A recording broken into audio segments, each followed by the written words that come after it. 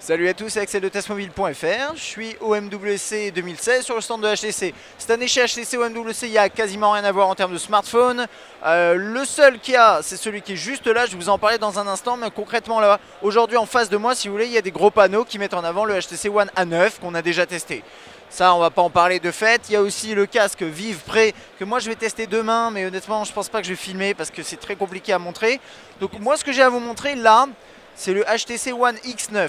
C'est un smartphone qui sera disponible que sur le marché chinois. Donc si vous avez tendance à vouloir acheter tout ce que vous voyez en vidéo, eh bien arrêtez de regarder cette vidéo. Je vais vous parler des specs, on va en faire le tour rapidement. C'est pas forcément très important. Smartphone de 5.5 pouces Full HD, Super LCD protégé par Gorilla Glass, MediaTek Helio X10. Octocore 64 bits, on est sous Marshmallow avec HTC Sense. On a un Dual SIM, il est compatible Dual SIM en nano. Que dire de plus, 32 Go de mémoire interne, possibilité de mettre une micro SD, de monter jusqu'à 2 Tera en plus, 3 Go de RAM. On a des specs qui sont pas mauvaises ma foi. 3000 mAh au niveau de la batterie, 13 mégapixels à l'arrière et 5 mégapixels à l'avant. On va faire un tour du design de cet appareil. Je découvre en même temps que vous.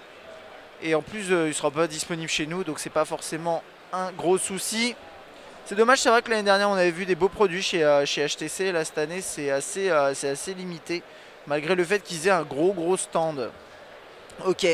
Donc là, à l'avant, j'ai l'impression qu'on est équipé Boom Sound, hein, ouais, c'était écrit derrière, il me semble, je vais pas dire de bêtises.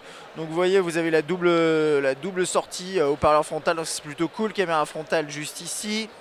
Sur la droite, on a plusieurs éléments que vous voyez pas très bien à cause de pas mal de choses. Manque de lumière majoritairement, mais concrètement ici, là où j'ai mon doigt, vous avez un bouton on-off verrouillé, déverrouillé. Tout ce qui est gestion du volume, et après il y a un petit tiroir pour mettre a priori la SIM et micro SD. SIM et micro SD, alors après de l'autre côté on a également un tiroir, donc ça va être au choix, il y aura un côté pour l'un, un côté pour l'autre. Le micro USB de ce côté là, je ne sais pas si c'est type C, ça doit être écrit quelque part, mais encore une fois c'est pas forcément dramatique. Et un bel écran ici de 5.5 pouces, à l'arrière je vous ai pas montré, pardon. Là on est en aluminium avec un insert en plastique en haut avec l'APN, le double flash LED, double température juste à côté. Ok. Ensuite on a quoi? On a deux touches ici, retour, accueil et multitâche. Et après c'est du classique, hein. C'est du classique HTC Sense. Regardez l'APN, c'est toujours une des interfaces qui peut être éventuellement intéressante. Voilà. Paf, capture directement, quelques options ici, hein, l'exposition, les ISO, tout ça. Donc ça c'est toujours sympathique de trouver ce genre d'options sur le smartphone dans l'APN. Une interface qu'on connaît bien, hein, cette interface là dans Sense.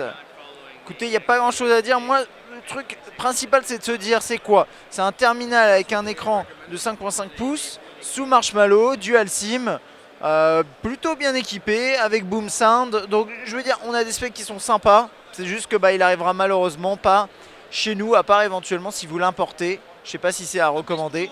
Voilà, ce sera à peu près tout pour ma petite très rapide, on va dire, prise en main du HTC One X9. À bientôt.